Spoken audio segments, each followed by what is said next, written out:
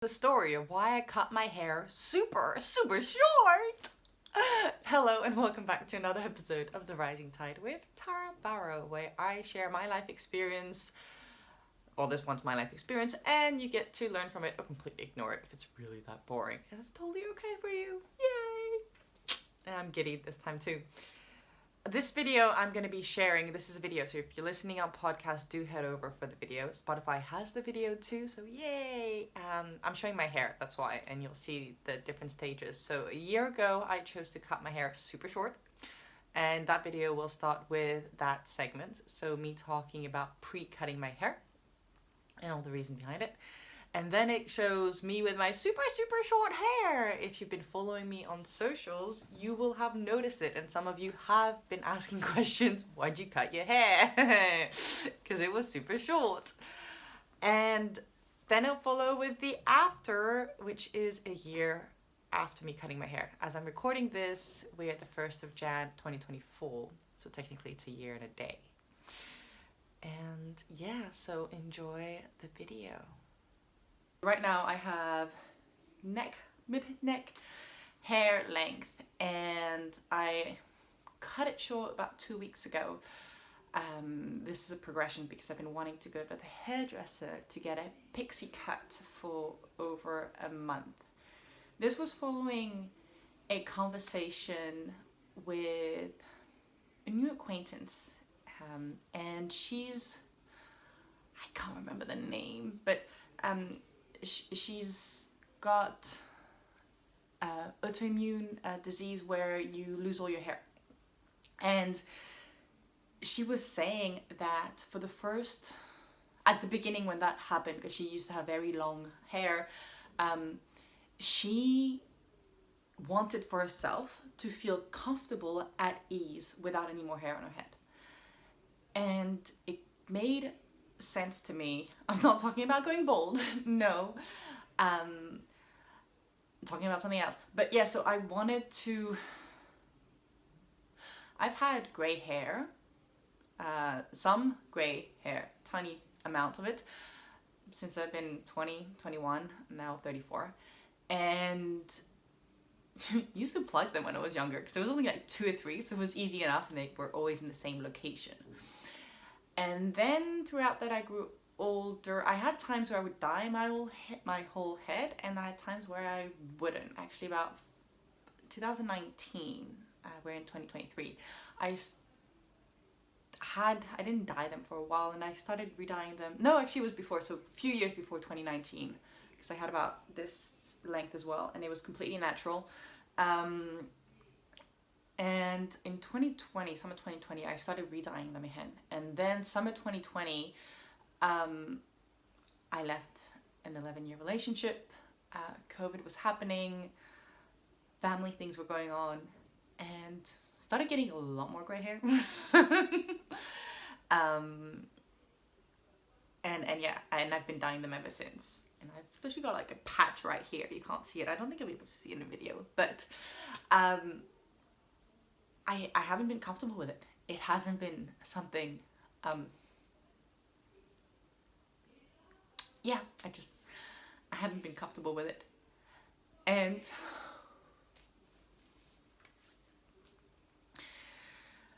talking with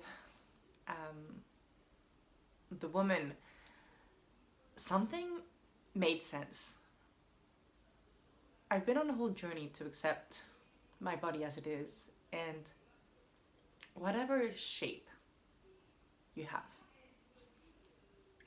I believe that, well, not I believe, whatever shape you have, there's always something that you'd wish was different. Oh, I'll talk for myself. There's always something that I wish was different. Whether it's from social conditioning, the people around you, what people are expected of you, there's always something. In my family, luckily, men too, age quite well.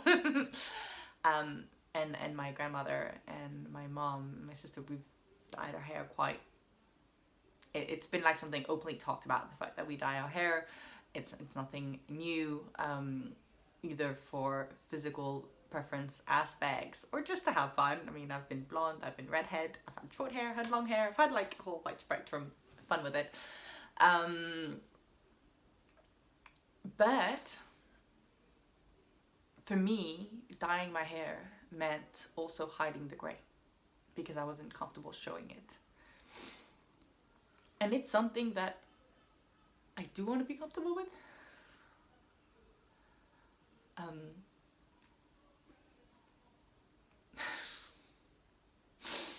Shit, I didn't expect this.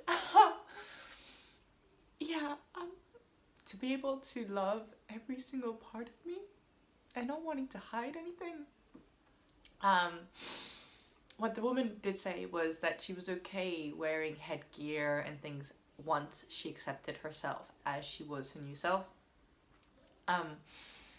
But she knew that she had to go through that phase to accept it before she hit it. If not, she will never accept it. And that's one thing that I've realized is never accepting it. I have an appointment in about an hour to get my shirt pixie cut short. This is scaring the shit out of me because you're gonna see it a lot more. I mean, here you see it when I tie it up and things like that, but it's not. I'm sure it's mostly in my head rather than anything else. Oh my gosh. Didn't think I'd feel like this. So yes, I have told myself about a month ago that I wanted to remove all my dyed hair. So right now, I don't think you can see it. Oh yeah, there's different colors here, you can see it. So this is natural, and then it's been dyed. So it's gonna be pixie cut. And natural. And I want to go, I told myself I would go for a year of au natural hair to accept it and then see what I want to do with it afterwards. I don't have a problem with dyeing it or keeping natural, but a little self-experience on self-love and acceptance. Drastic, yes. Hair grows back. I mean, seriously, if I'm really that scared of it, but would go completely against the concept, I can always dye it. And the pixie cut doesn't scare me. Actually, the pixie cut doesn't scare me as much as showing my grey hair, which is... So, yeah. But yeah, this is... personal self-development work. That's what it is. This is an exercise. It's pushing me out of my comfort zone. I kind of like actually a pixie cut. Another thing that I've been struggling with, which whatevs, but I'll say it. There's this thing where women are more sensual and feminine with longer hair. And I've had this conversation when I've had short hair before, men saying they prefer when there's a flow in women's hair. And so I've been hesitant in cutting my hair for the fear of being less attractive to men. I mean, that's relatable or not, I have no clue. But there is this concept, and I've noticed this. So for example, in any of the rom-com that romantic comedies on films, in series, most women characters have longish hair. And I have been told also for acting that I should let my hair grow out because I would be more horrible. I mean, this is ingrained in my head. And I remember the last time, it was 15 years ago, where I cut, it wasn't as short as what I'm going to do. But yeah, people going like, what are you doing? It's just, I haven't told most people. My grandmother knows. Some people know I want to. But that's about it. They'll know afterwards. But there's so much stigma. And this is what, like I said, I'm working on. This is self-development work where it is unpiecing things that I have holding true into my mind and seeing what's true and what's not. It's scary. Like, I am not lying. It is scary. Thought about this for a while. It is uncomfortable. So uncomfortable in what I'm doing. The thing is, like I said, hair grows back, comes back, takes time, but it grows back. And well, if I really don't like it, I can always dye it. And who cares? It's just hair. I mean, really what I'm working with is my mindset. This is what's scaring me to the bone. It's what I'm thinking, the values I'm holding onto this rather than anything else. The hair itself is just a materialistic something that you can use. It's fun, you can play with it, you can, you know, change color, you can tie it differently, you can make yourself look different. It's like an accessory.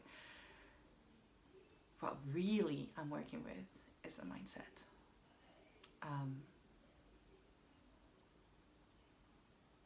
And actually doing this little video, I was going to do it anyways, the before and after, and sharing why I'm doing this.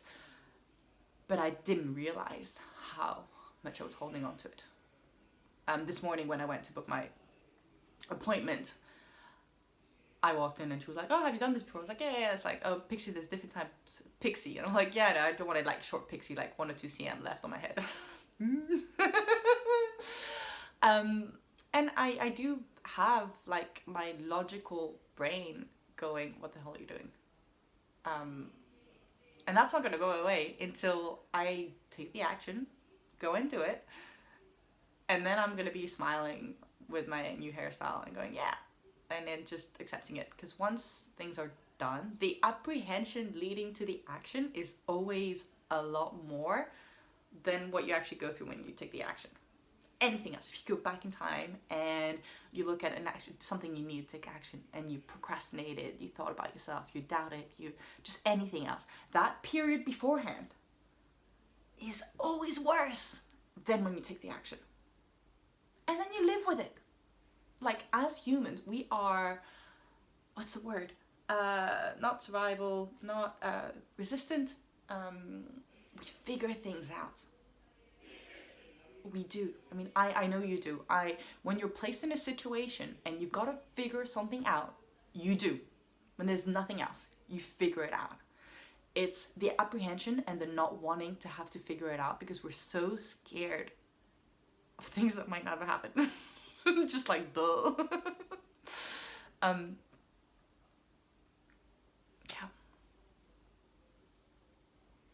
I'm looking forward to this. And this is very therapeutic too. I don't know. Talking to yourself out loud. Well, I'm not talking to myself. I'm actually talking to you right now. I'm sharing this to you because something that I've learned.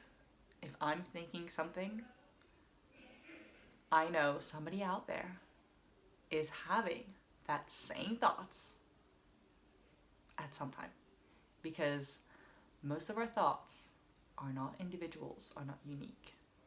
They're from societies, they're from norms, from things around, and therefore if I have it, I know somebody else out there has it. So if that's you, by the way, send me a message. I'm at Tara Barot, Tarabarot on Instagram. You can find me on LinkedIn as well. But yeah, send me a message and let me know what you're working on. Because I'm interested. And I can tell you, you're not alone. You are not alone. And you're totally worthy to go after what you want, by the way, too. That is like totally true.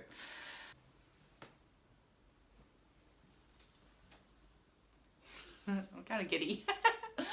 Totally giddy. Hey there. Oh my gosh. Okay. Well, it's all gone.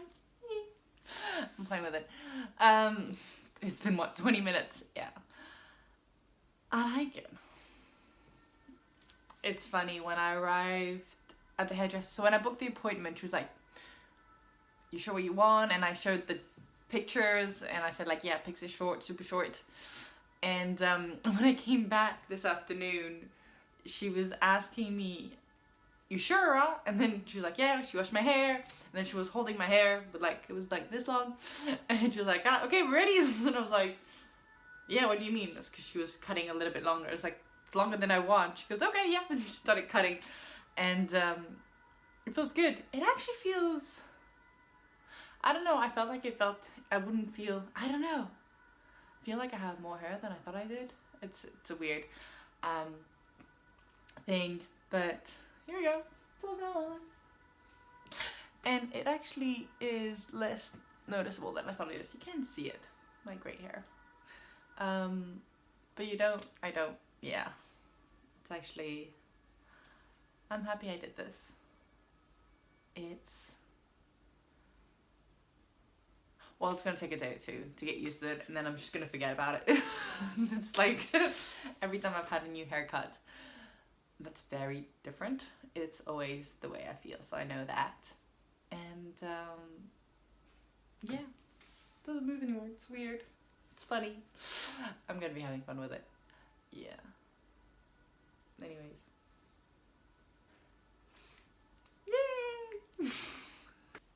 Just like you, I watched the 2 videos that I recorded before recording this bit, and what a year it has been.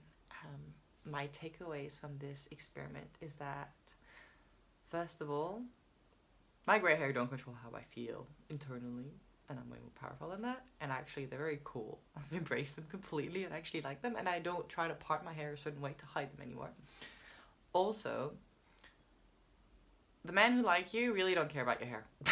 I mean, that's like, feels very superficial to say, but, or at least they haven't come across my path to say anything, which is great. But yeah, I didn't notice. The attraction didn't fade away, and that is just a confidence boost on itself. Yeah. That whole fear of not being liked or attractive or loved because I had short hair is gone. And I saved a lot of time, a little bit of money, because I don't buy hair dye. I didn't go to hairdressers to get my hair dyed. I dyed it myself, so just a little box. But it was about 8 to 10 euros every 6 weeks. So yeah, didn't spend that this year. And then therefore I also didn't spend the time either, which is about 45 minutes to an hour, times 8. Yeah, and I really embraced myself how I am. I mean, the whole year has been an embracing of myself thanks to the coaching that I've gone through. And where I am today, I would never change. Like, I did not expect, I had no idea where I was going to be at the end of the year, especially to the program. But yeah, hair plus program plus like working on myself plus loving myself and just being totally okay with how I am is just wow. Hardships I had with my hair, short hair. When you get out of bed with very, very short hair, they go like this. And so it's just like taming them down every single morning. But I do that with water and it was very easy. My neck got cold. I mean, that's just a short hair thing. Men can tell you that. And, or women with short hair. What else? I mean, I didn't really find any particular thing. Oh, short hair and windy cities? Great. You don't have to worry about it. Amazing. I live in a place where it could get a lot of wind. And it's great having short hair because this is less. And, I mean, I've learned to take the whole year as a blessing. I'm going to be doing another episode on the whole year of transformation. It's not going to be on this episode. But yeah, so this is a wrap up of like me having short hair. And oh yeah, when people ask me why I cut my hair and I told them, I was like, where's your gray hair? And I was like, oh, I can see it is here. So I notice it a way more than people around me. Like people around me probably look at me and never see it. Unless they actually look above me. But considering that I'm tall, there's not a lot of them who do that. Woo! Unless I'm sitting down. Anyway, so experiment. Yay! And yeah, that's it. That's a wrap. That's an incredible year.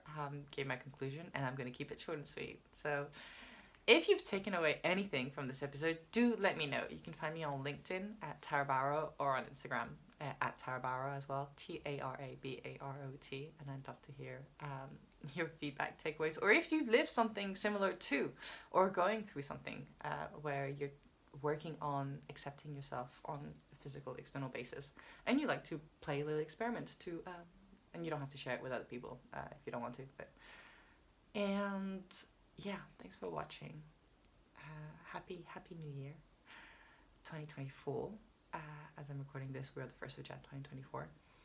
And may you have an awesome year. May you have a truly awesome, kick-ass year. Alright, love you, beautiful soul. Stay awesome as you already are.